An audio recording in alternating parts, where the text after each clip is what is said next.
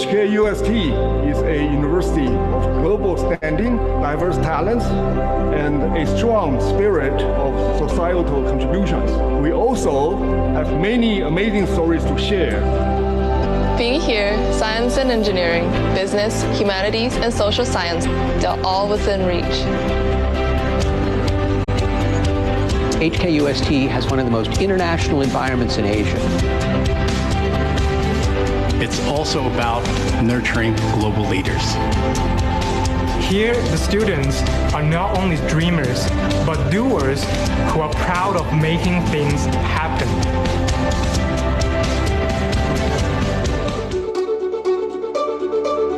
The natural environment, the gifts that nature has given us is the best environment. We can't compete with that with the buildings, but we do try to keep them up to date.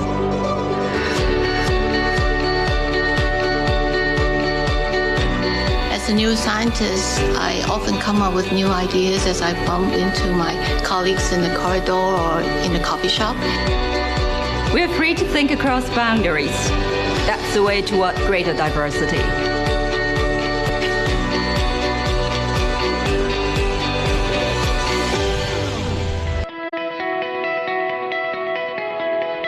I came to HKUST because it was an excellent opportunity to contribute to the growing research environment of Hong Kong, an opportunity to make the impossible possible.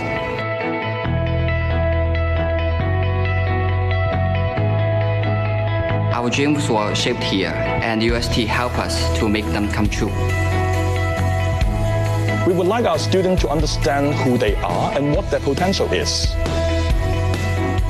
Our pioneering research has brought discoveries, innovations, and breakthroughs, which not only contribute significantly to our scientific community, but also has created enormous impact to the society.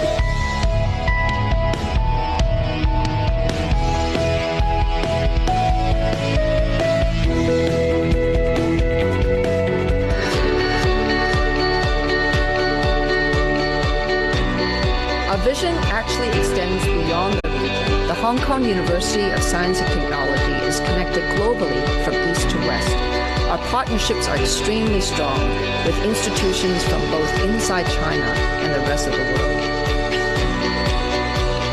It is our mission to nurture business leaders in Asia for the world. As a young and energetic business school, we are defining our own history continuously, and we move forward with unlimited opportunities for change and innovation. HKUST has offered me a range of opportunities to sit in and listen to some inspiring talks. I've been to Stanford University for a social entrepreneurship exchange and was inspired to bring back some values and tackle the social issues in Hong Kong. UST's alumni network allows me to connect with various people.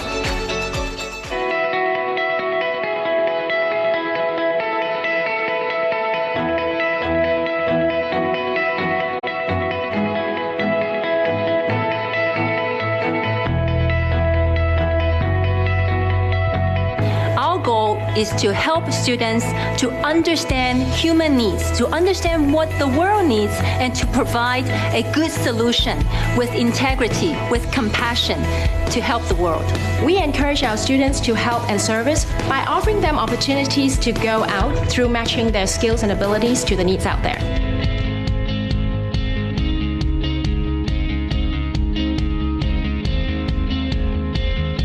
HKUST is a magical place, it has this pioneering spirit, and I enjoy the academic freedom. You are both an engineer and a scientist and an artist and a business person. Leonardo da Vinci didn't make those differences. To be great in any one of these, you have to be great in all of these. Music and arts will serve as a pivot point to understand the key word that is creativity.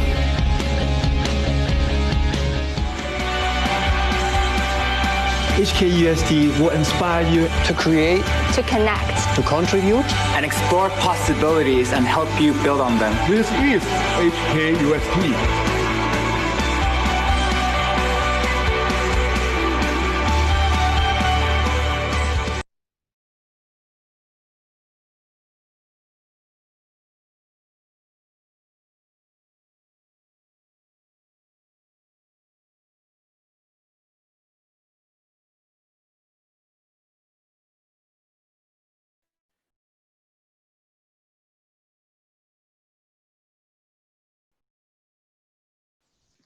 All right. Hello, everybody, and a very, very warm welcome to everyone to HKUST Business School's PhD Information Webinar session. I hope you all are doing well. A typhoon just hit Hong Kong, so wherever you are, I hope you're staying safe and well.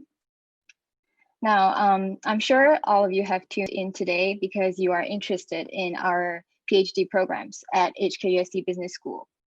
So I hope that in today's session, you'll find the information useful for your applications in the upcoming rounds. Today's webinar is organized by HKUST Business School and GSAA, the Graduate Students and Alumni Association. And just a piece of information for you guys, this webinar session will be recorded and the complete session will be sent to you in a link at the end of this webinar. All right, let's get started. My name is Linda, and I will be the host for today. I did my undergrad studies at HKUST Business School, and I will be continuing my studies at HKUST as a PhD student in marketing. So very excited to begin my PhD journey, and I'm hoping that in the next few years, maybe I'll see some of you guys over here as well. All right, joining me today are various professors from different departments of our business school, and I will introduce them later. They will be talking about the PhD programs from their departments in detail. We'll first have our professors introduce their programs, as well as talk a bit about the application process. And then we'll have two of our very own alumni share about their experiences as PhD students at HKUST. And finally, we'll have a Q&A session. Now, even though the Q&A session is at the end, you don't have to save your questions for the end. You can, at any time during the webinar, if you have any questions at all, please feel free to type it into the Q&A box of Zoom or the WeChat live streaming platform, and we'll try our best to answer you. And also, please indicate which department or which professor you are directing your question towards at the beginning of your question so that they know that they should reply you. We will either answer you by replying you in the text message, or we'll keep the questions for the Q&A section of today's webinar, and we will talk about it in more detail there. All right, so let me just quickly introduce all of the professors who will be sharing today. We have Professor Jae-won Hong, the Director of PhD and MPhil programs. Professor Shi-Hung Wang from the Department of Accounting. Professor Song-Yan Chen from the Department of Economics. Professor Abhirup Mukherjee from Department of Finance. Professor Jing Wang from the Department of ISOM, and she'll be introducing the Information Systems program. Professor Man Yu also from Department of ISOM, and she'll be talking about the Operations Management program. Professor Melody Chow from the Department of Management. Professor Amy Dalton from Department of Marketing. And finally, we have Professor Xinghua Zheng from Department of ISOM, and he'll be introducing the business statistics course. Now let's jump right into the program introductions and application process. May I first invite Professor Jae-won Hong, Director of PhD and MPhil programs, to give a brief overview about our PhD programs and also tell you a bit more about the application process. Now, Professor, please. Thank you, Linda. All right, let me share my screen first. All right. Hello, everyone, wherever you are. I want to give you a warm welcome to our webinar. Thank you so much for joining in and attending our webinar to learn more about the PhD program at HKUST Business School. So in the next few minutes, I would like to talk to you about 3 topics you will be interested in. The first is, why do you want to do a business PhD? And the second question, why should you choose HKUST for your business PhD education? And finally, how to apply. So let's jump to the first question. Why do you want to pursue a PhD in business? So I talked about this issue with many colleagues of mine. Their answers may differ depending on persons, but they share one common interest. That is, they love the thrill of research. They enjoy intellectual stimulation and enjoy discovery. Another reason that they want to do a PhD in business is the benefit of freedom. Well, to some extent, you can think of doing business PhD as being an entrepreneur. So you can choose the topics you want to own, whatever you're passionate about, and you can also have the flexibility in deciding when to work. But of course, that doesn't mean you can work less. And finally, this is a very rewarding experience. So you have the opportunity to exchange ideas with some of the brightest people around the world. You can attend enduring conferences or visits to other universities. Okay, and of course, you can make an impact on the practice in the business later on. And I know a lot of you probably are thinking about the question, what do you do after you're getting a business PhD? Well,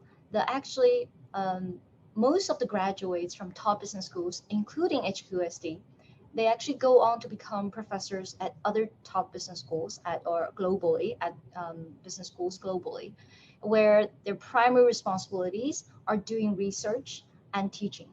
And of course, they can do later on, when they become senior professors, they do some consulting or collaboration with industry. Some of the graduates also work for research institutes, governments, NGOs, or industry. Now, I want to tell you why you should apply to HKUST. Why should you choose HKUST Business School as your business PhD education? Well, as you probably know, HKUST is a young university, but our university and our business school are world-renowned just in 30 years. Our joint MBA program with Kellogg has consistently ranked among the top globally, and our MBA program is also one of the top in Asia. For PhD students, the most relevant ranking is on research. As I've listed here, our business school research has been ranked Asia's #1 since 2005. And according to the most recent research assessment exercise by Hong Kong government, Hong Kong University Grants Committee, our research has been ranked the top in Hong Kong across all disciplines. In addition, we have an international faculty coming from 20 nationalities, and they all receive PhD from prestigious universities around the world, which I've just listed a few here. All right. And equally important is our diverse mix of students. So you can see our PhD program has about 100 students from different regions, and they also come from different undergraduate majors. So I'm sure you will form long-term relationship and learn from these lovely students from different cultures and backgrounds. And perhaps you'll even find your soulmate here. We offer 8 different disciplines for study, and we have professors joining tonight from each field, who will share specific information about their discipline later on. Our PhD program offers rigorous training. So in the first 2 years when you join, you will do mostly coursework to build foundations. You'll also talk to professors, attending seminars to discover your research interest. In year 3 and year 4, you'll work on your thesis and other research papers, attend conferences, present your research, and getting feedback. In your final year, you will finalize your thesis and defend your thesis. You'll also start your job hunting. Of course, it's not all working here. You have your fun life. For example, you can go to our famous signature swimming pool and running field by the ocean, as in the picture below. So it's both work and fun. I know perhaps one of the most important considerations in deciding whether you want to pursue a PhD is financial consideration. Well, the good news is that for all students admitted to our PhD program, we offer full scholarship for 5 years. And depending on the type of scholarship received, the stipend will range from Hong Kong dollar $18,000 a month, which is equivalent to about $2,300 US, to 26,000 Hong Kong a month, equivalent to about $3,000 US a month, so which is pretty handsome stipend. In addition, we also offer other types of financial support on top of these full scholarship. And of course, one of the most important things you should consider is job placement after you get your PhD. As I mentioned before, our students mostly, majority of them, go on to become professors at other business schools, and small portion of them go to industry or research institutes. And here, I'm just listing our recent placements by region. So our graduates find jobs around the world, including mainland China, Hong Kong, Europe, North America, and Australia. Okay. And here's just a list of, partial list of the universities that our graduates have been placed. All right, so due to the lack of time, I'm not going to stay for too long on these slides. Now, on to the most important part. How do you apply to our program? Well, first, I would like to kind of debunk two misconceptions about applications to business PhD. First, you don't have to come from business background to apply to business PhD program at HKUST. We welcome applicants from all backgrounds, including business, engineering, science, social science. So we welcome all bright minds. In addition, a master's degree is not required, right?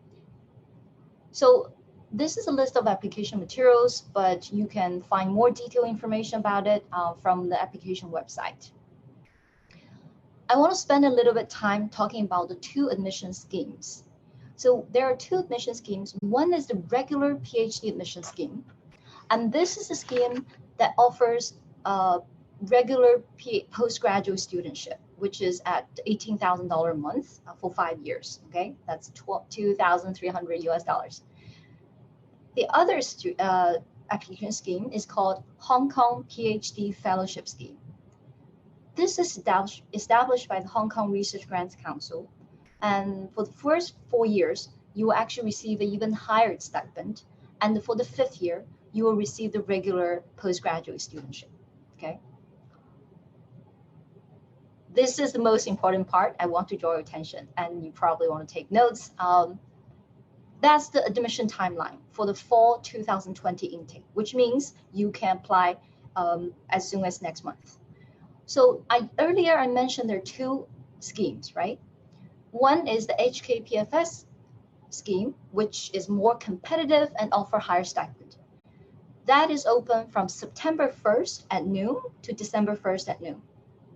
So basically, you need to make initial application through HKPFS app website, and it's a short application, and you'll get a reference number. And then you'll come to HKUST website, doing the regular application, and then quoting that HKPFS reference number. Okay. And most important thing, that you need to put HKUST as your first choice to increase the likelihood of getting accepted into our program. Once you receive the HKPFS, because if you receive HKPFS and HKUST is on your second choice, you won't be able to, if you come, then you lose that, okay? So here is the more information about HKPFS. And the other one is the regular admission application. And for that, it opens on September 1st. And different departments have slightly different deadlines, and my advice is to apply as soon as possible, okay? So that was just a brief overview of our programs, and our colleagues will kind of delve deeper into their specific disciplines. I want to thank you all again for attending the webinar, and I look forward to receiving applications in this fall. Thank you.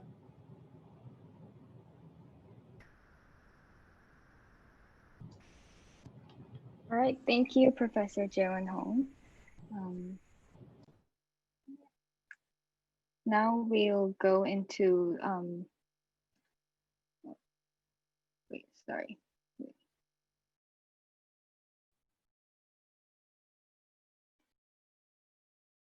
Now we'll go into the specific sharings from each department. So can we please invite Professor Shiheng Wang from the Department of Accounting to give her sharing about the PhD in accounting. Okay, good evening, everyone. Very nice to meet you here. I'm Shiheng from Accounting Department. So let me first explain why I would highly recommend our program to you. So first, our department have a group of extraordinarily intelligent and productive research faculties. So based on the publication in top 3 accounting journals in the past 5 years, UST is ranked top 30 out of the whole world and ranked #1 in Asia area. Actually, if we look back this list for another 10 to 15 years, we have always been ranked #1, has never been replaced by other universities. And secondly, we have a very excellent and impressive record of our job placement. We send our universities to, we send our students to top universities in Europe, in Australia, in Hong Kong, and in mainland China and Singapore. And our target in the next 3 to 5 years is to send our students to top universities in North America. So to help you achieve this objective, to finally find a job in North America or any top universities, here is our program structure. Once you join our program, you will be fully funded with scholarship for 4 to 5 years, as Professor Jae-won just introduced. And then in the first 2 years, you will take about 12 courses in various disciplines, including accounting, finance, economics, to help you build up a theoretical foundation and research skills. And then by the end of the second year, you need to pass 2 tests. First is the qualification exam. The other, you need to prepare a working paper to showcase your preliminary research skills. Once you successfully fulfill these goals, you're going to get a master's degree in philosophy and then move on to the dissertation stage. So starting from the 3rd year, you're going to work on your PhD thesis under the guidance of your supervisor. In the meantime, we highly encourage you to work with other faculties and then develop as many papers as possible. And I just mentioned, we want to place our students to top universities in North America in the near future. So recently, we started to develop exchange program overseas, using our networking with reputation scholars in North America. So recently, we sent our students to University of Michigan, Columbia, Georgetown, and others. And then in the 5th year is job hunting, and hopefully you will successfully find a job within half a year and then pass your dissertation defense. So to build up your research record, our research faculties have expertise in various popular and hot topics in accounting research areas, such as financial accounting and capital markets, international accounting, China-related topics, earnings management, financial media, such as financial analysts and credit rating agencies, and auditing and corporate governance. So in the end, what kind of candidates we want to recruit, what kind of qualities we're going to look up? First of all, in your package, please show us your academic excellence in your undergraduate or master program. So we are going to look at your transcript and CGA. Next, please show us your research potential using the recommendation letters from your undergraduate master program supervisors, mentors, or your current managers or supervisors in the career. And also please provide a research statement about your potential research agenda in the future. And it will also be very helpful if you already have some publications with your prior professors.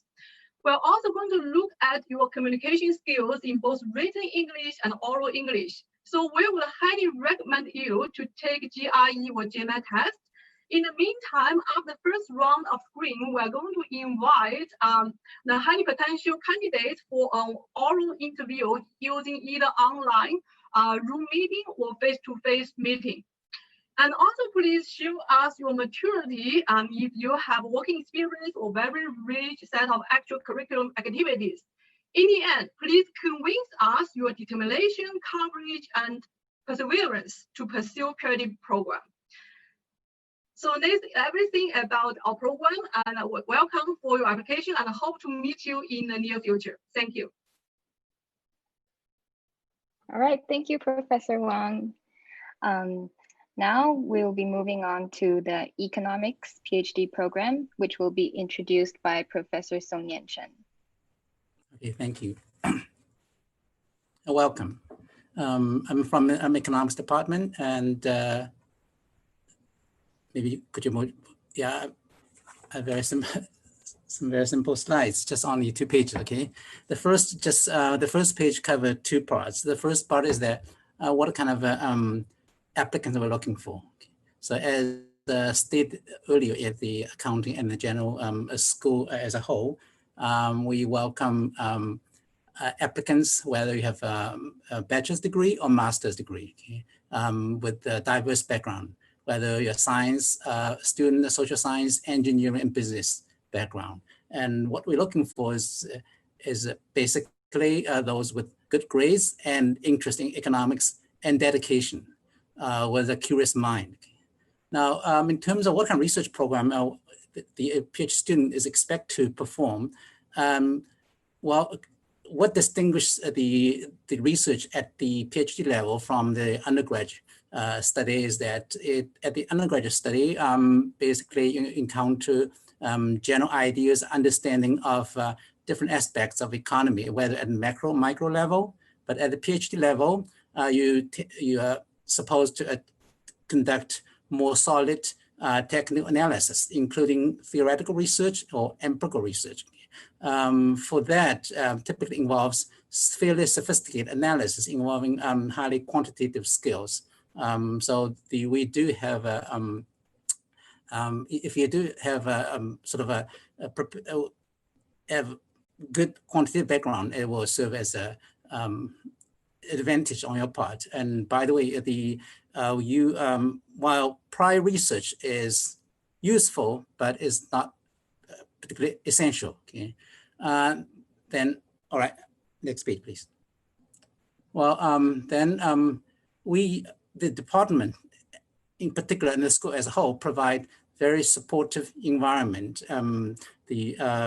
All the colleagues are very approachable, and we have seminars, conference all the time, and also we would encourage our students to attend conference and also attend summer schools training programs with cutting edge research.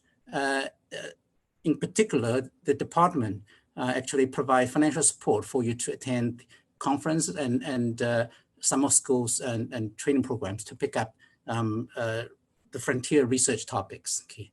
Now, in terms of placement, I think quite similar to other departments. We have a majority of our students end up teaching in some of the major research universities, with the student placed. Majority are teaching at the top mainland universities, and some of them are teaching like Singapore, UK, Hong Kong, such as NUS, NTU, Baptist, in Hong Kong, and Nottingham. And then many of our former students doing really well, including those doing, in fact, if you look at the research achievements, they can easily actually be promoted in major research universities in North America as well. Now, in terms of faculty strength and like other departments, all our faculties, including senior faculties and junior faculties, they are well recognized, and the department provides sort of a diverse research fields for you to engage in research, such as macro, micro, econometrics, development, industrial organization, labor economics, trade, and etc. So and as I said, that all our faculties are engaging cutting-edge research with the established senior scholars and rising stars and all junior scholars, and we're well recognized internationally. Well, that's, I think, what I would like to say. Okay, so. All right. Thank you, Professor Chen. So I guess now we'll move on to finance. So can I invite Professor Abirup Mukherjee to talk about the finance program? All right, can we go to our slides, Linda? Thank you very much to everyone for coming for our webinar. And, you know, we would all like to see you at HKUST, applying to HKUST. And here's a snapshot of people who have sort of graduated from our finance program.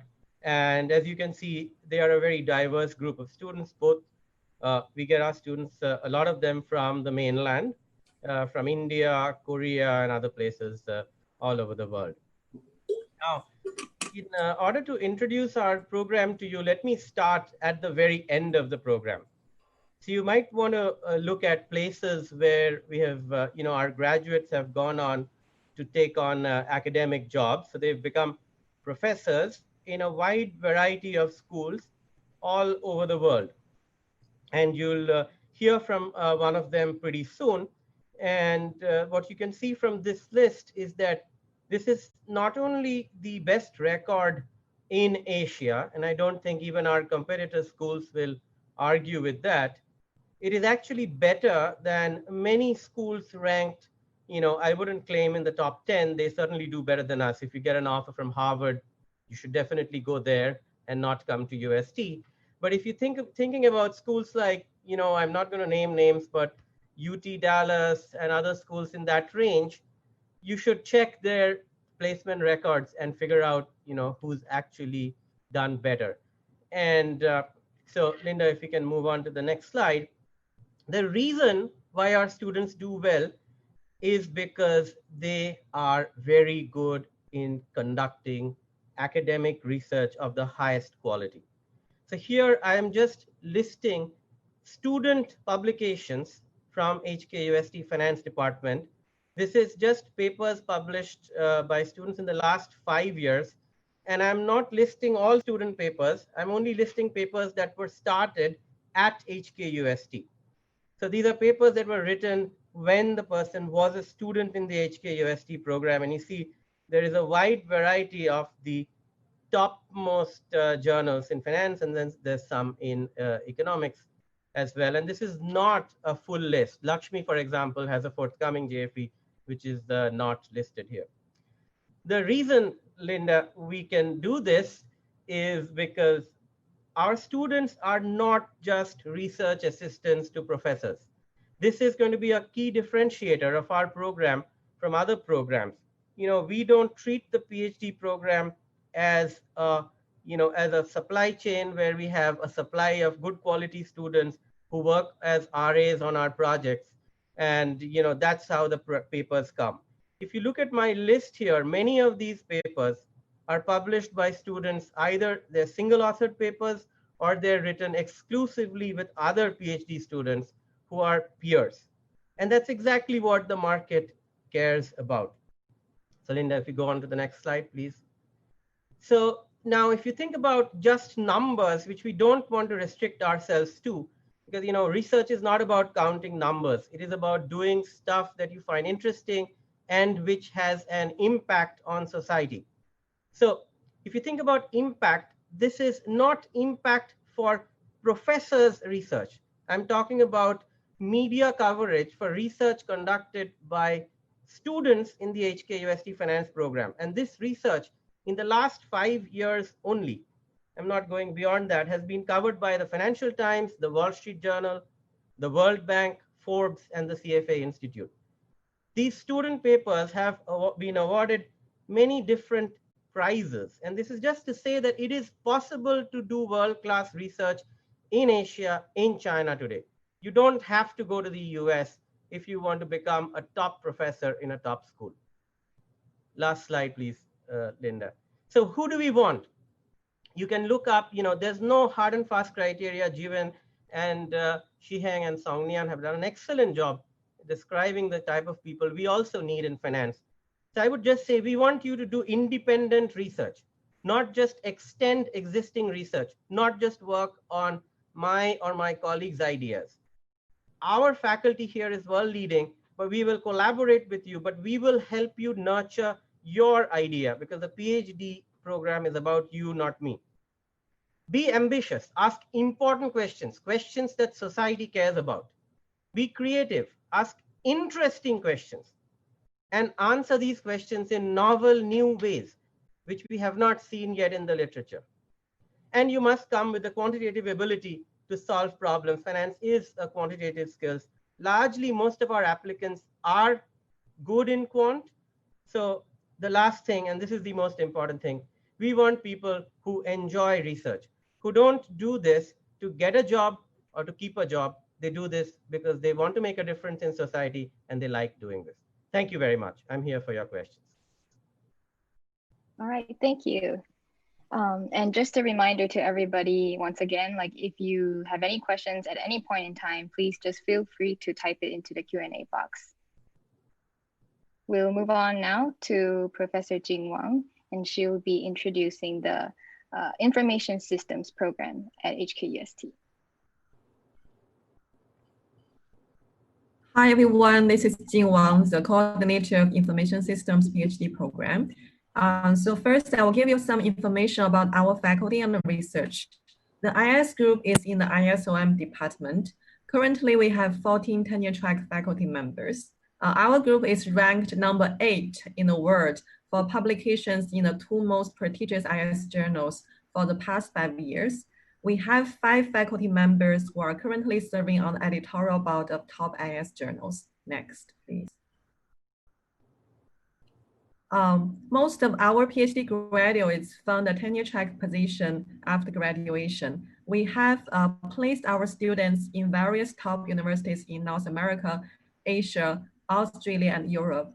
This year, we have 2 new graduates. One will be joining York University in Canada, and the other one will be joining Fudan University in mainland China. Next, please. So IS is a very interdisciplinary field. We use a variety of research methods and theoretical lenses to study the impact of information technology on individuals, business, and society. Our group has 3 research tracks: economic IS, behavioral IS, and technical IS. And next, I will introduce them one by one. The economic IS adopt methodologies mainly from economics field, such as econometrics, analytical modeling, field, and natural experiment. The topics that our faculty study range from e-commerce, user-generated content crowdfunding, to health IT, knowledge platforms, financial markets, and cybersecurity. So this, next, please. These are the faculty members who are in the area of economic IS. The behavioral IS use methodologies like survey, interviews, lab field experiment, and case study. The topics include IS adoption and use, knowledge management, crowdsourcing, human-computer interaction, etc. Next. So these are the faculty members in the behavioral IS track. So lastly, we also have technical IS. Here we have 2 types of research. The first tab is to study IS and business topics using computational methods as a tool. For example, we can apply deep learning and topic modeling approach to extract some useful features from things like text, image, video, etc., and study the effect of these interested variables.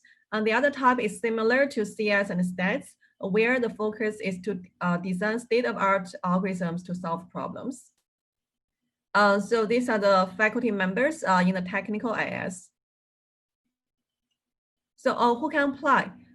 We welcome students from all different majors like information systems, business, CS, social science, etc. But of course, like I think the other professors have mentioned, we look students who have passion, who can do independent thinking and critical thinking, and also who have very good communication and writing skills.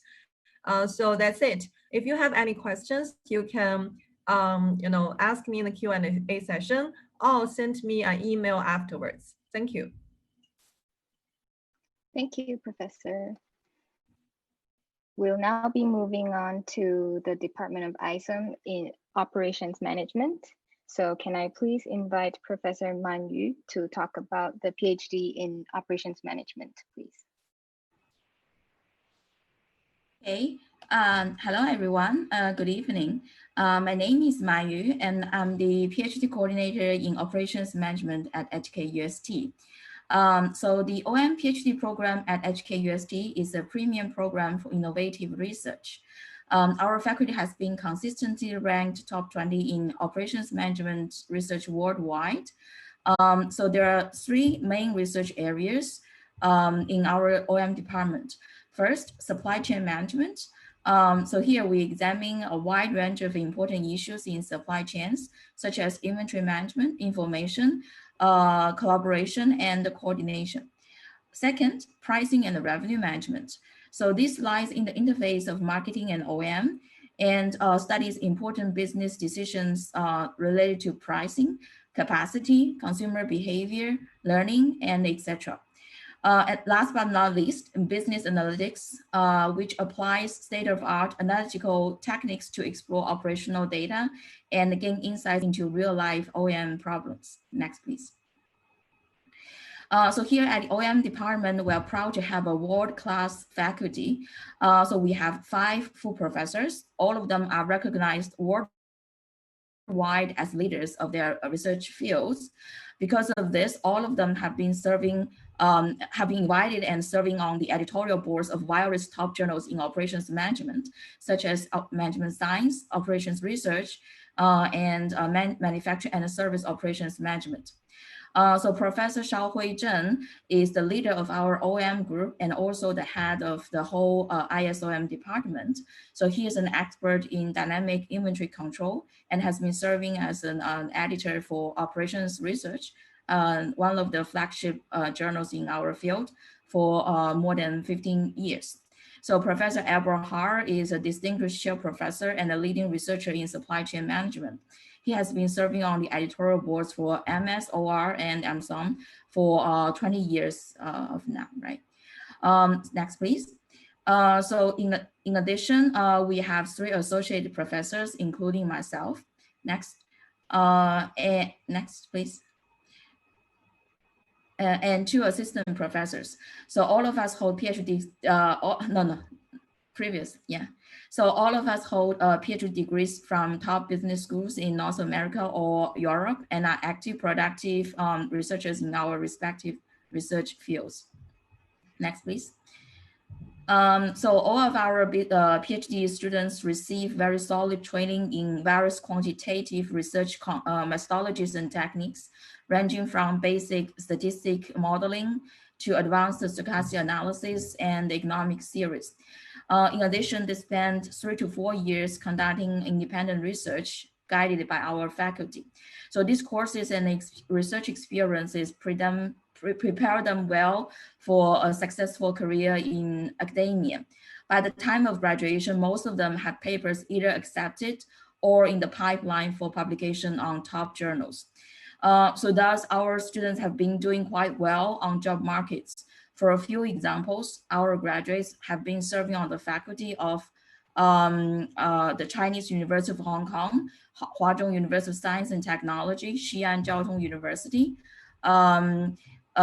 so University of Wisconsin-Madison in the United States, Renmin University of China, and then Fudan University. So yeah, next please. So now who can apply?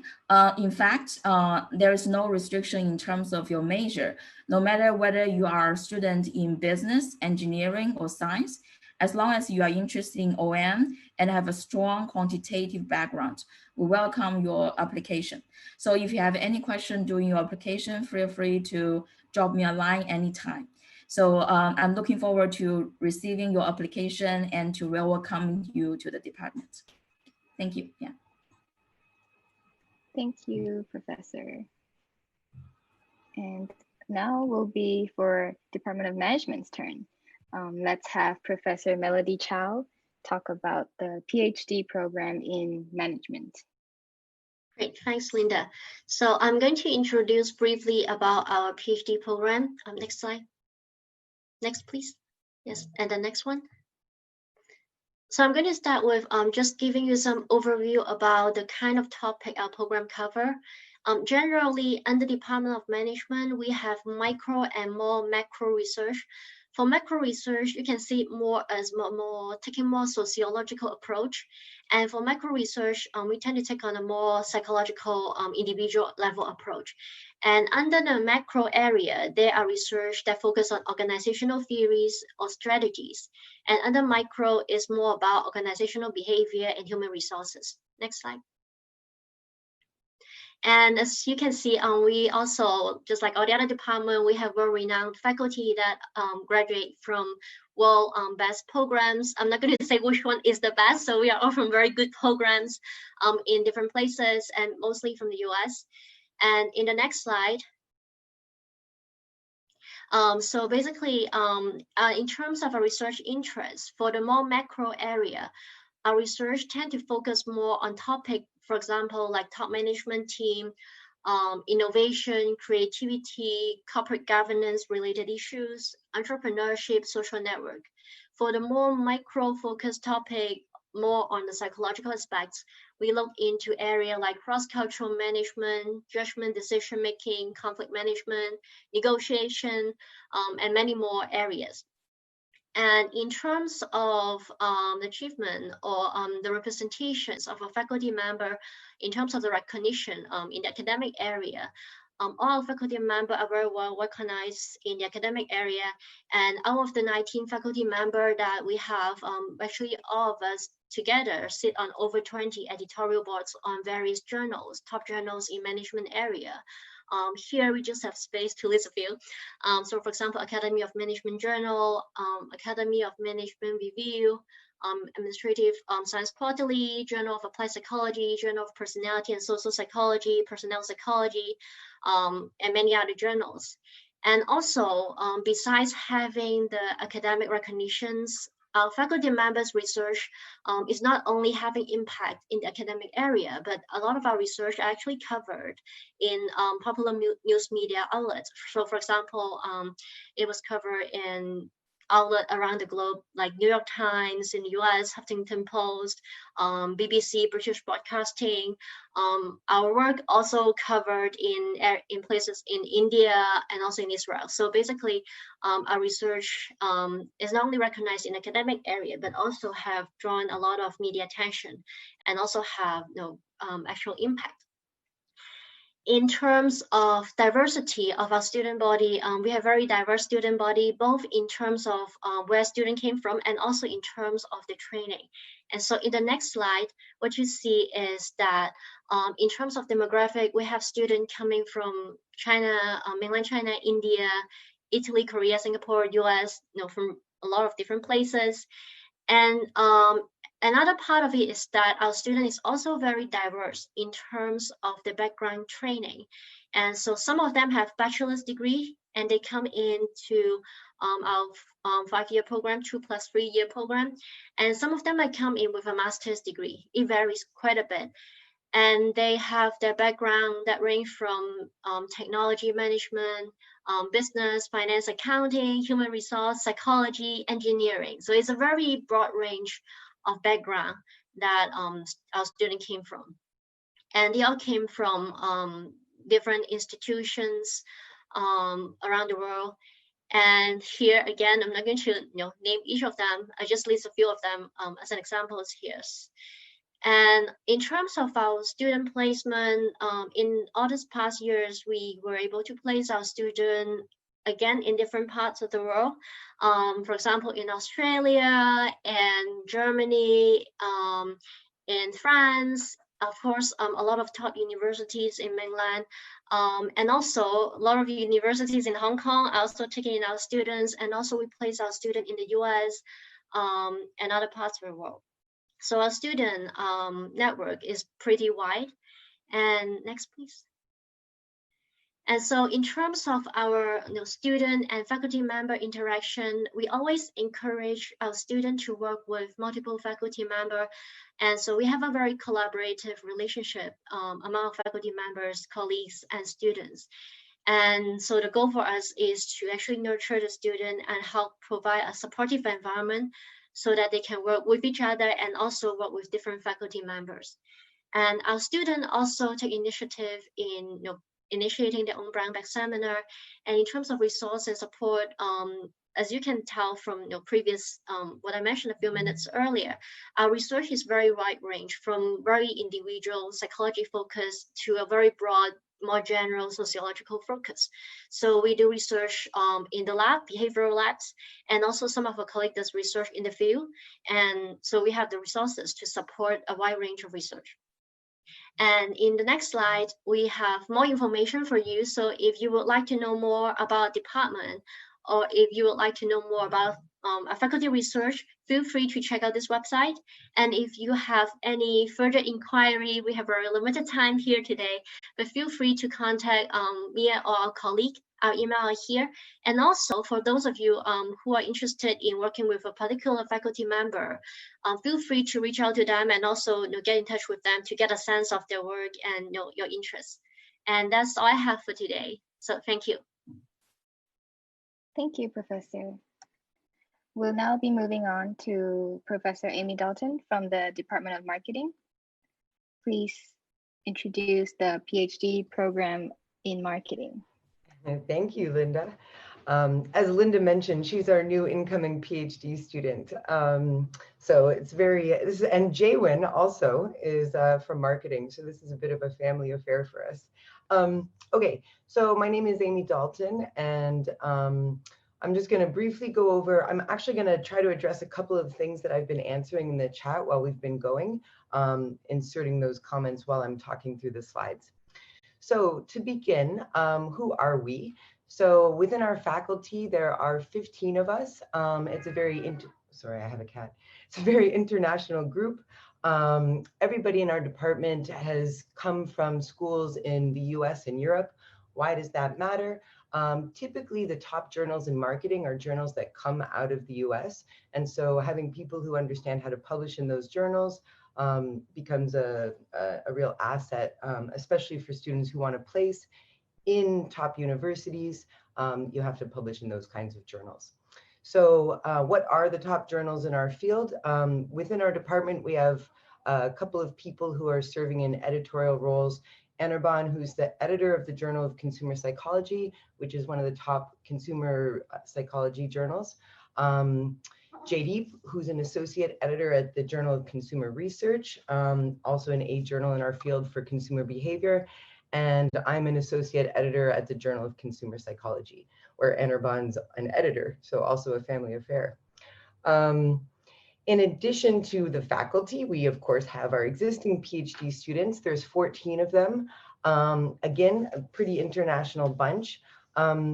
These students, a couple of people were asking me about the intake. So typically we admit between 2 and 4 students a year. Actually, I've never seen more than 4 in a single year. And that varies a lot. So depending on the quality of the application pool, there's years that will just admit 1 student. So, you know, of course, your grades, GRE scores, undergrad grades to some extent, these things might matter. But of course, we're making relative judgments too, not just absolute. So it depends on the quality of the applicant pool. And yeah, some years, if there aren't super strong applicants, we'll have a smaller cohort. If there's more strong applicants, we'll have a bigger cohort. All right. Linda. Okay, so there's 2 main types of research being done in our department. For those of you who are interested in marketing, you might realize that there's actually 3 types of research in marketing. There's consumer behavior, there's quantitative modeling, and there's strategy. And I just addressed a question in the chat about strategy. And, you know, I don't want to scare away applicants, but if you're interested in doing strategy research, you're applying to the wrong program. We don't have people who do strategy research. So within the two areas that we work in, consumer behavior is basically applied psychology. So we do largely experimental research. Of course, you can have a paper where maybe you've done some surveys, but usually we're doing experiments, and usually they're in the lab or they could be in the field. Or nowadays they're on Zoom or Qualtrics or wherever online.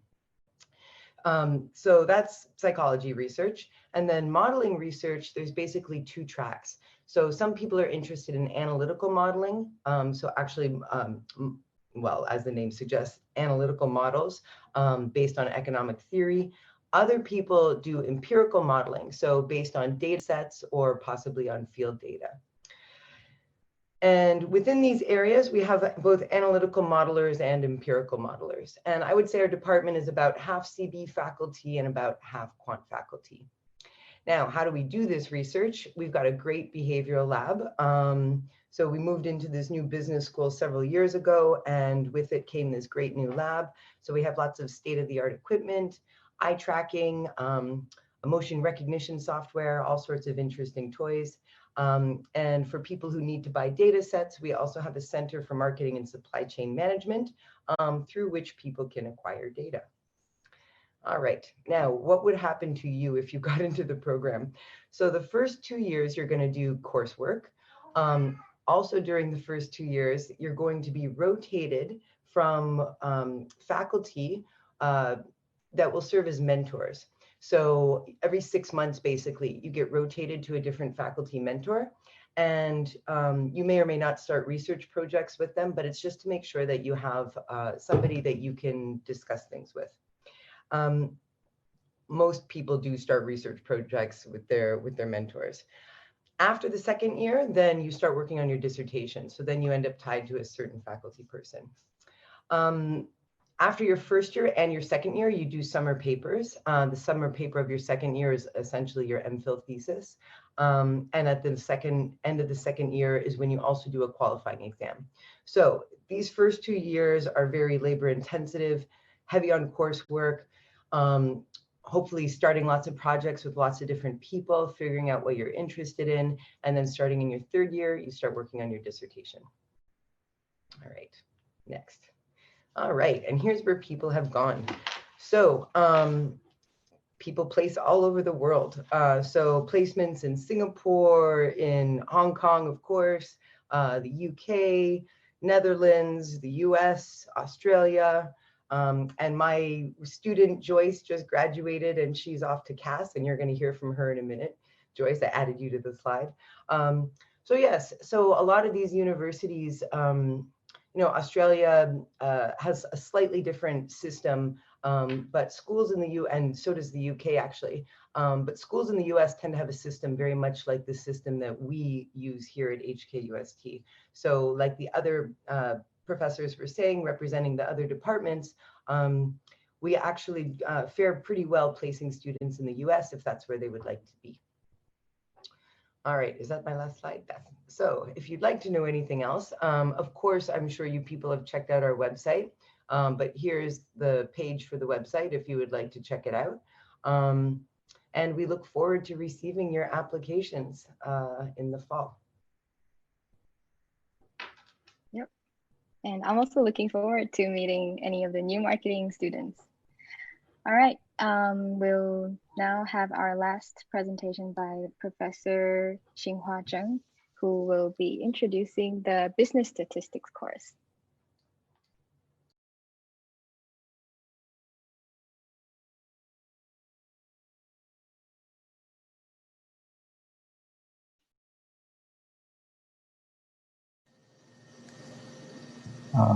Good evening, everyone. Can you see my slides? No. You should have started sharing.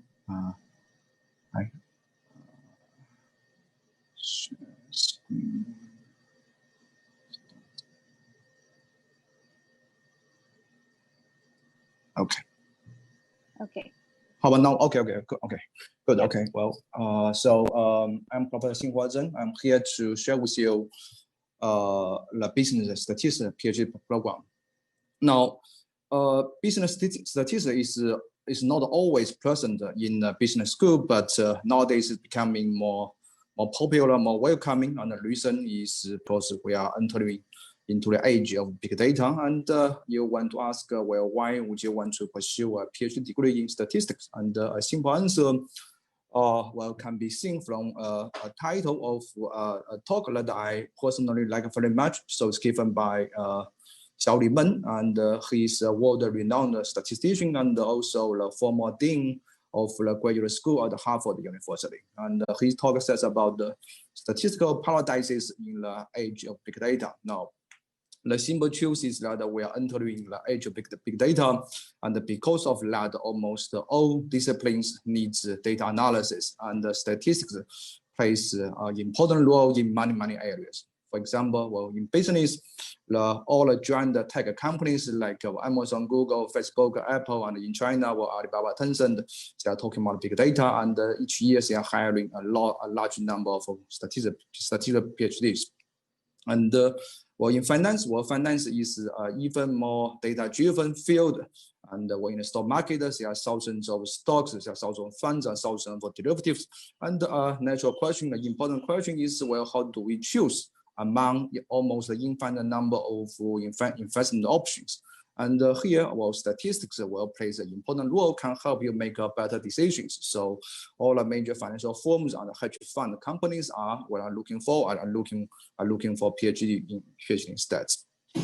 All right, and also, and well, probably nowadays what we are even more concerned is the medical sciences. So we are in the middle of a pandemic, and every one of us is hoping that a vaccine will become available as soon as possible. And some important questions that, well, how do we decide whether a new vaccine is effective or not? And also we are looking for new medicine, new treatment for cure the disease. And well, in this case, well, medical statistics plays a really important role. And well, all the government agencies and all the major medical companies are looking for PhD in statistics, all right, and so on and so forth.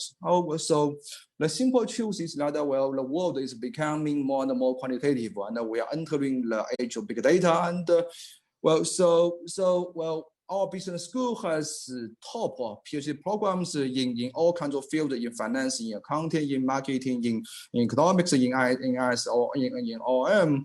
But well, if you cannot decide which area you want to go with, then well, you can consider PhD in statistics, and the latter will give you almost an infinite possibility. All right. Now, talking about our graduates, so the PhD program of our group is small, but our graduates have had excellent placement. Majority of our students went to academia. Six went to Chinese U of Hong Kong and Hong Kong Polytech, and well, also in mainland China, Shanghai University of Finance Economics, and Xiamen University, and so on and so forth.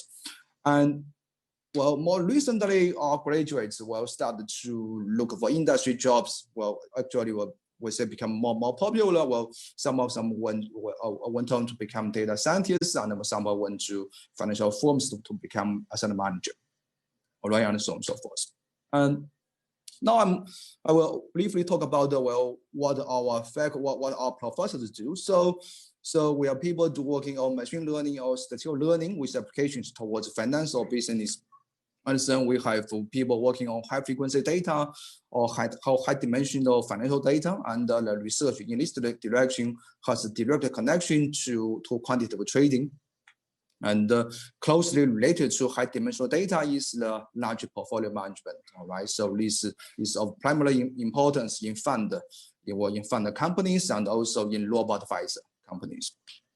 All right, and also, of course, there's risk modeling or risk estimation, and there's a financial time series analysis. All right, and there's some other fields that you may have not heard about, but are also very interesting once you know some. For example, Bayesian statistics, multiple testing, high dimensional classification, and so on and so forth, personalization. Well, nowadays people talk about personalized medicine, and so this is what it is.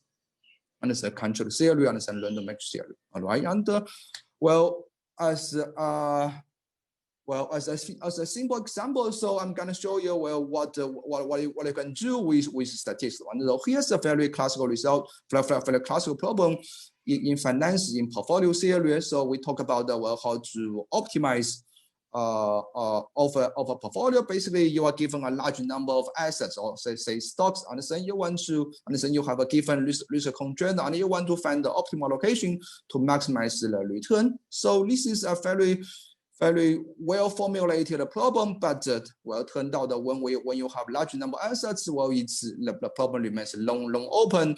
And just very recently, one of our students and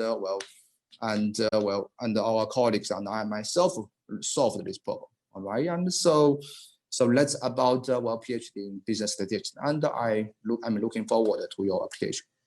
Thank you.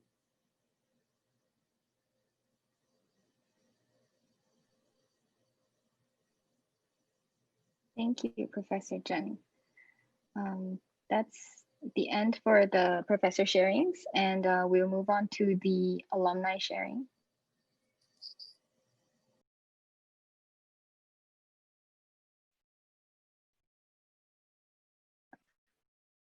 All right, so now that all of you have heard from the faculty side about our programs, I'm sure you'd also be interested in hearing the students' perspective as well, which is why we have invited two of our very own alumni, Joyce and Lakshmi, to share their PhD experiences. Now, let me just briefly introduce them. Joyce and Lakshmi are a very special pair of students from our school. And you may be wondering what I mean by special, right? It's because they both entered our PhD programs in HKUST, Joyce in marketing and Lakshmi in finance. They met each other, they helped each other, worked hard together, and also played hard together. And eventually they evolved into a beautiful couple. And I'm very happy to announce that they have both gotten placements at top business schools in London upon graduation. So they will be starting as assistant professors at HKUST Business School as well as London Business School. All right, so maybe I'll just ask you guys questions as a like taking the role of a prospective student. So maybe I'll first start off by asking, what made you guys want to get a business PhD? Hi, Linda. So for me personally, even when I was in undergrad, I was interested in doing research, and I had a background in social science. But I went on to study business in a master program, and I thought I want to do research that's a bit more applied because I want to see its application and impact in the real world. Because I have worked in a market research firm for a couple of years before I decided to join my PhD program. Marketing is just a very natural fit, and given my background in social science, I just found consumer research is the perfect sort of topic for me because I can study psychology, but look at how it affects the real world. So that's why I decided a PhD in marketing with a concentration in CB is what I would like to do. Yeah, I mean, for me, I did some research before and I was interested, and that made my transition pretty natural, that I wanted to continue doing good research, trying to think about questions that interest me in general and how I can link my observation to understand a bigger phenomenon. I see. Now, as you enter HKUST, I'm sure you guys have batchmates and seniors or juniors. So what is the atmosphere like among the students? Like, is it very competitive? Can you tell us more? Mine vary across departments, but I think at least for marketing, students are very collegial. We try to be very supportive of each other. So I personally have developed very close friendship with some of my senior as well as my junior fellow students. I've received very good advice from them. We also regularly organize brown bag among just PhD students, where we sort of bounce around research ideas and help each other out with, mock presentations, or someone has questions as they go along the PhD program. So I think these are unofficial supports that we create for each other. So, and overall, I think the culture within the department is quite collegial and family-like. Yeah, pretty much similar to my experience in our department. Senior students have always been very, very supportive. I've always had good interactions with them, continue to have, that allows us to collaborate, and I've collaborated with some of them. And overall, it is collegial, and at the end of the day, we are all part of the bigger family of being researchers. And at the end of the day, different people will be at different places, and we'll all benefit from each other's support throughout the program and outside the program. Now, what about working with the professors? How was it like, to approach them, to do research with them? I think at least in marketing, but I believe that's true for other departments as well. I think the professors at HKUST are very approachable. They are always open. They always open their doors for PhD students. They're always willing to spend time to listen to any research ideas that we may have. So, for example, Amy and I have been working together for 6 years, and I even met her before I officially joined the PhD program. And I think she is not only my advisor, but also a mentor, because throughout the past 6 years, we developed very close relationship, and I always feel that I can reach out to her as well as other professors in the department, like Jae-Wen. I also work with her since my first year, and I always feel comfortable just reaching out to any faculty members in the department, regardless of whether it's about a research idea or any sort of advice as my PhD program progress. This is particularly true during the period of my job market, when I have to go on the job market to look for a job and become a faculty. I think I received tremendous support from every single individual faculty member from the department. Yeah, I mean, pretty much the same experience. I don't know if I can put it in better words, but yeah, I mean, my experience has always been that most of the faculty have had open door policies. I've always made comfortable to talk with them about ideas. They can quickly shoot down bad ideas, and that's good because you receive immediate feedback. You quickly understand what's good research from bad research, and you learn from that, what you should not be doing as opposed to what you should be doing. And in terms of support, I've had two fantastic co-advisors, including Abhirup and Casper, who've always been supporting inside, outside the job market, and I've always taking care of research and other stuff otherwise, and I hope we'll continue to do so as well in the future. But overall, my experience has been fantastic with the department, with the faculty in general, and the support that they've given for research and otherwise in general. I see. Thank you. That sounds really amazing. Now, maybe could you please walk us through, maybe a typical day in your life as a PhD student, back when you were still a PhD student? I'm sure many of us are curious, like, is research all that you do? Yes. I think it depends on what year you're in. In the first 2 years, you also have coursework. But of course, coursework is the foundation of your research. So I think life in the first 2 years of the PhD program is a little bit more structural, because you have course schedule, every Tuesday you have a more fixed schedule. But once you pass your qualifier, and then research is all your focus. So a typical day, I think there's a lot of flexibility in terms of how we can structure our day, which I really enjoy. But mainly, I would focus on research. I can decide which project and what in the project that I do. I meet with my advisors frequently, and we also have a regular seminar series. So of course, whenever there's a research seminar, I will attend them. But I think most of the PhD students do work very hard. If you come to the PhD office at 9, 10 p.m., the light is usually on and there are students there. But also that's because there is no set time. It's not a 9 to 5 job. We can structure our day any way we want that suits our research productivity. Just to add on, I mean, this is a very embellished thought, but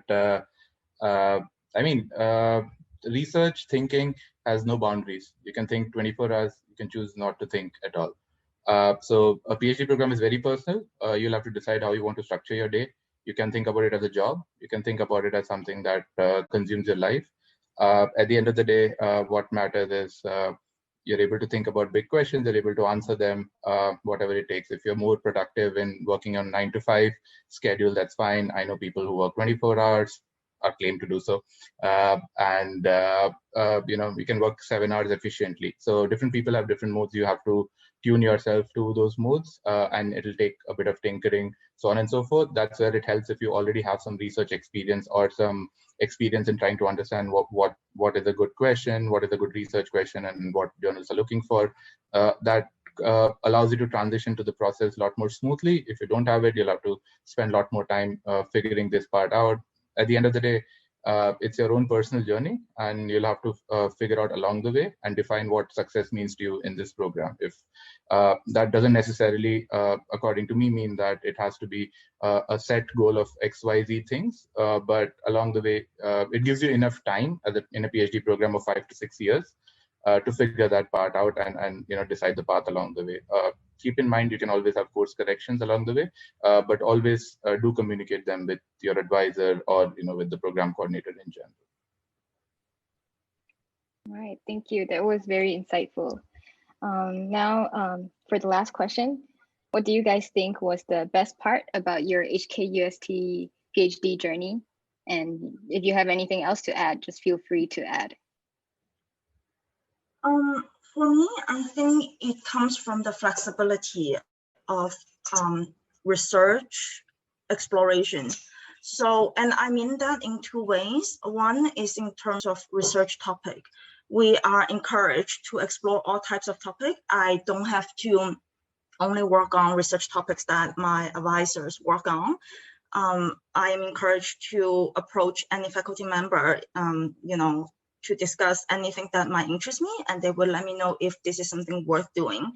So there's no boundary in terms of what type of, theoretical topic that I want to do. And the second way I mean is that there's also flexibility in terms of interacting with people across department as well as outside of the university. So part of the research support also include opportunities to go to conferences where we can meet PhD students as well as professors in other business school. Both of us had opportunity to go overseas for an exchange program for half a year. So there's a lot of opportunity for us to explore what kind of topic we want to do and who we want to work with. I think that is, I'm very grateful for that.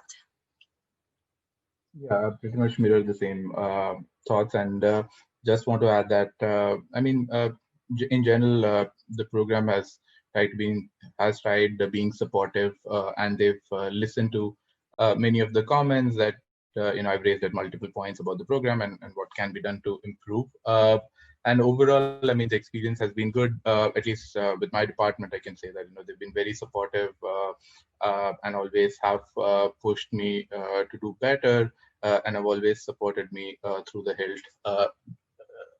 Both research and otherwise. So that has been the fantastic. And then of course the opportunity to go visit different universities, allowing me to collaborate with researchers across the world has always, all these things made it a lot more sweeter. Okay, thank you, Joyce and Lakshmi, and wish you guys all the best in London. Thank you. Thank you. Thank you. Okay. Yep. So now finally, we're moving on to the Q&A section of today's webinar. I see that many of our professors have already answered your questions in the Q&A box, but we will also bring up a few questions here for our panelists to answer live. But before we proceed to the questions, I'd like to give a shout out to GSAA, the co-organizer of this webinar. It wouldn't be possible without GSAA.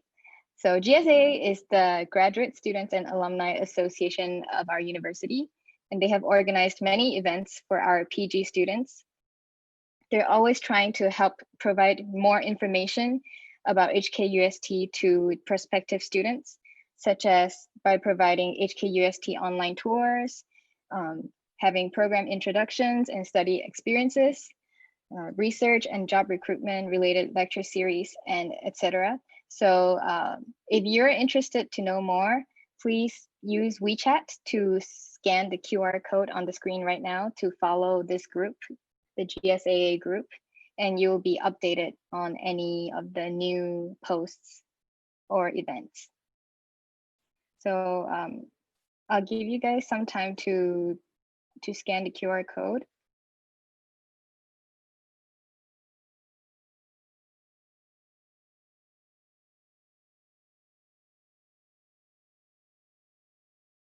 Okay, and if you guys are all done, I'll proceed with the Q&A.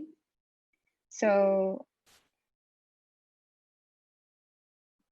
okay, there are a few questions that are very commonly asked related to the admissions. So basically, they would want to know, how many students are recruited for each major?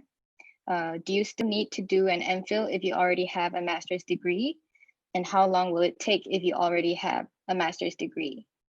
So can we please have any of the professors here answer the questions? I can take this question. So the quota, admission quota varies from year to year. But normally the range is between 2 to 4 for each department. Of course, some departments have tend to admit more students, such as econ, which can admit up to 5 to 6 students. But the range is around 3-4. The second question is whether you still have to go through do MPhil if you have a master's degree already, and whether it's still 5 years. So the MPhil is just part of the kind of this PhD process. We admit students with assumption that they're going to complete until PhD, and MPhil is just like intermediary step. So it's not a separate, you will get a degree, but it's not a separate admission. So yes, you still have to go through the step, meaning the MPhil. And if you have got a master's degree, depending on the courses, we may be able to waive some courses after, but that have subject to approval. Okay. Yes, thank you. And also, do we need to make contact with potential advisors before applying?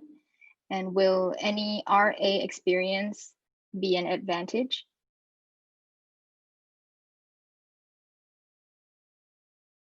Any professor would like to take this question?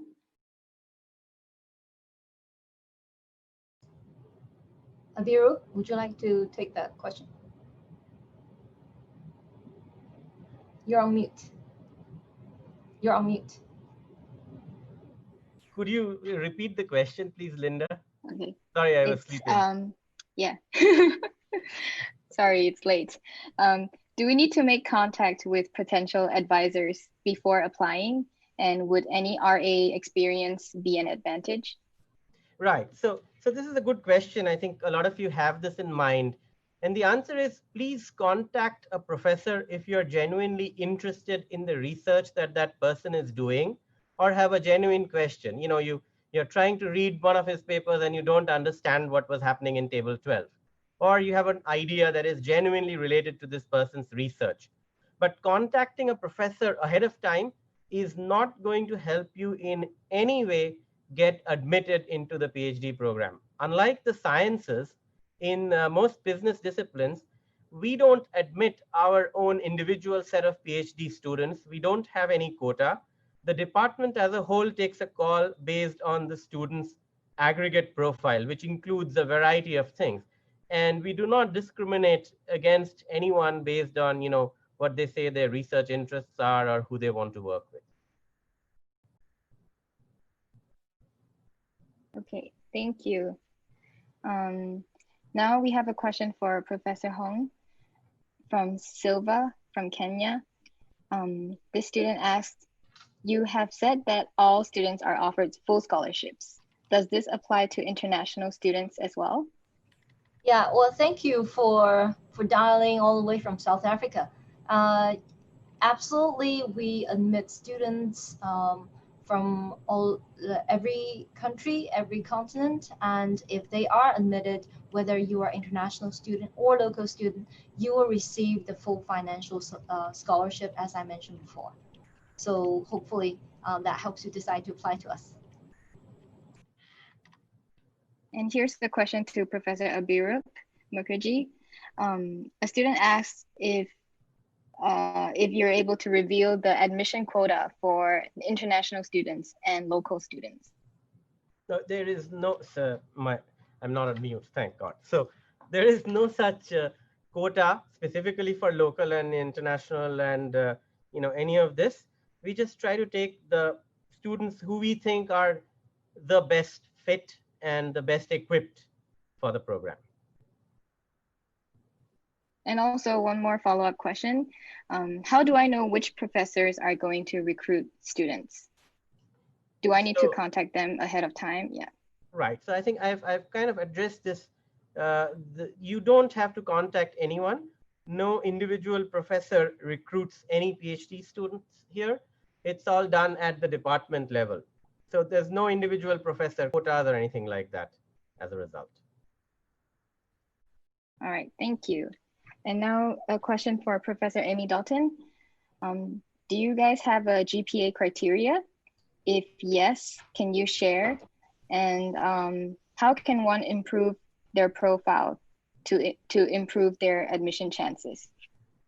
Yeah, thanks for this question. So actually this question wasn't addressed specifically to marketing, but I thought what I have to say about marketing equally applies across all the departments. As far as I'm aware, no department has any GPA quota. We rely probably a lot on the institution you come from for some signaling about the coursework that you've taken and such, but the standardized tests sort of create a level playing field, so GPAs don't become as relevant. So I wouldn't worry too much about GPAs. I'm speaking on behalf of everybody, but I wouldn't worry too much about GPAs. You can't control your GPA either. The main thing I think people, and so now to the second part of the question, how can you improve your profile to improve your admission chances? I think the number one thing that gets overlooked, and you can even tell this from the nature of the questions we're being asked in the chat, lots of people are asking about the GRE and the GMAT and about their GPAs. What you need to communicate if you want to have a strong application is that you understand what it means to be an academic researcher. And that understanding will come from several different signals that you will send. Number one, you'll know what the journals are. So right now, when I did my slides, everybody else did their slides, and we were mentioning some journals. So I'm mentioning Journal of Consumer Research, Marketing Science. All of these journals are A journals in our field. If you read those journals and you understand what it means to be an academic researcher based on those journals, then when you get to the part of your application where you're asked to write a research idea, you'll understand what's being asked of you. I think this is the huge misstep that a lot of applicants make. They look at that and they give us some broad overview of an area. And what we're looking for is a research question and potentially hypotheses, communicating that you have some kind of understanding about how you would conduct that research. like at a concrete level. And that can come from reading these journals. The other way it comes is from gaining some kind of research experience. So maybe you were fortunate as an undergrad to actually get some firsthand experience working on research. Great, that counts for us, that counts. Maybe you don't have that direct research experience, in which case the journals and communicating knowledge about how academic research is done will come from you understanding the journals. And your letter writers. So if you can, find people who are research active faculty to write letters on your behalf. That may not be easy, I realize that, but the strongest reference letters are going to come from people who also understand what you're getting into. So you might have letters from professors that you got a very good score in their class. You might want to forego those letters and, you know, have some kind of somebody that you interacted with more casually who's a research active professor. Maybe they'd be willing to write you a letter. So I just think that the how to make your application strong is communicate that you understand what it means to be an academic. And then if you do that, I think you'll stand out quite a bit, because I think maybe only about, actually, I don't want to give it a number. Not all applications that we receive come from people who are communicating that they actually understand what it is they're signing up for.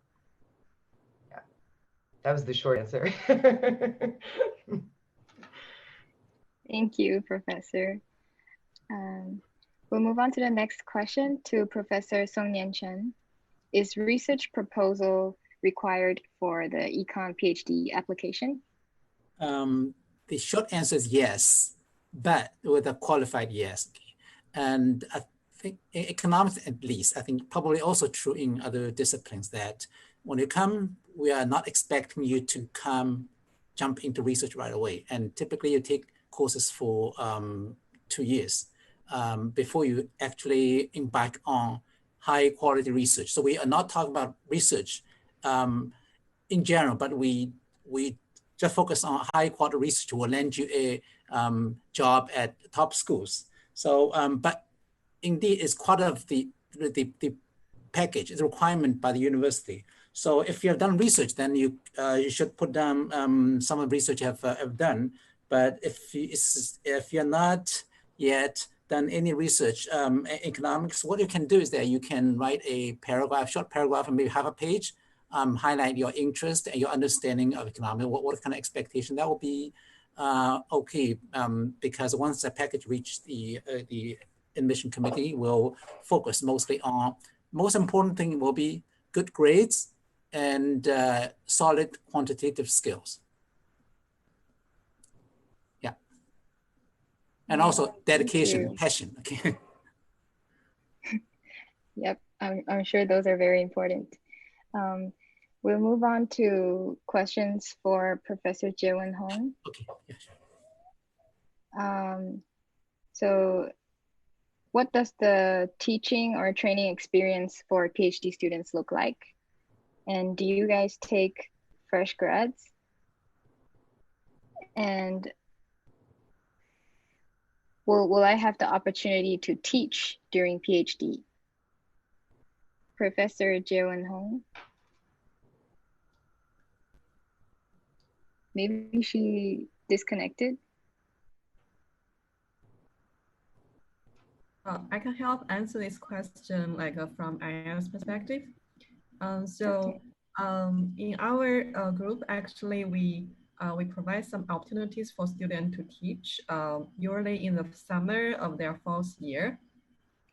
So we will provide some help before they teach.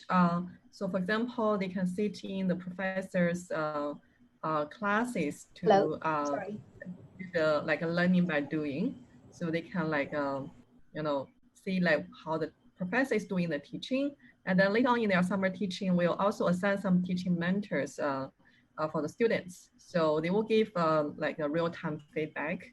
So I think for the IS group, we had I think 4 to 5 students taught a class in the past 2 or 3 years.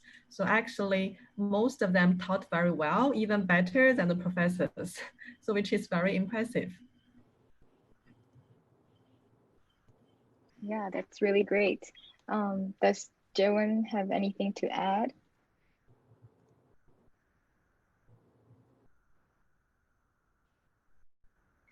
Professor Joan Hong, would you like to add regarding the teaching opportunities during PhD? And yeah, actually, I was actually answering that. I answered on the typed answer as well to one of the students who asked. So we do have a lot of opportunities, professional development courses, teaching, training workshops. In fact, all our students are required to deliver short lectures before they graduate. So plenty of training during the program regarding that front. Okay. And here's a question for Professor Man Yu. What area and level of quantitative expertise is required or expected for a PhD in operations management?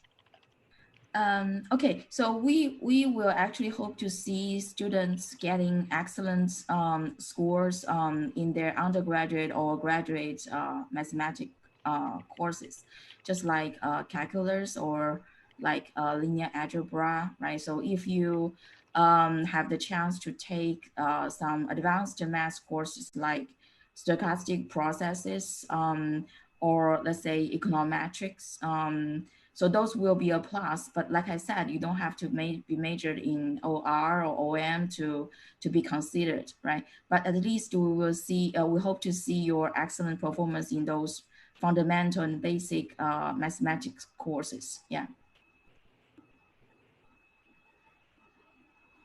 All right, so does any professor, have you seen any question in the Q&A section that you really want to talk about now? I think I'm just going to. I think I'm just going to address the last thing before we end the day because we're running over time already. Appreciate all the enthusiasm from all the attendees. That is, someone asked how do you apply for scholarship? I know this is important and I probably forgot to address. You don't have to submit a separate application for scholarship. It's automatically. As long as you're admitted, you're automatically given that scholarship. So don't worry about that. All right. Thank you. All right. So if you guys have any more questions, you can feel free to email us, or look for them on our websites. I'll leave this contact information here for you guys to have a look. You guys can call us or email us, check out our websites to find out more information. I know that there are still a lot of questions that we weren't able to answer in today's session. So we will try to maybe answer it after and, write it in a post, or maybe we'll notify you guys by email or in the GSAA WeChat group. Yeah. Sorry, jumping. One last comment. My colleague just reminded me, and I like to quite a few raise the questions of part-time PhD and or in distant learning. So we don't normally admit PhD part-time PhDs. So that's basically very highly unlikely. So that's the question. And currently we don't offer distant PhDs. So thank you. Okay, so I hope this session was helpful for all of you, and hope you guys have gotten some answers to your questions. We'll try to get back to you guys on the questions that we haven't answered later. Yeah. So thank you all for joining us today. It was really great to see so much enthusiasm from you guys, and hope to see you guys in UST soon. So thank you. Thank you all.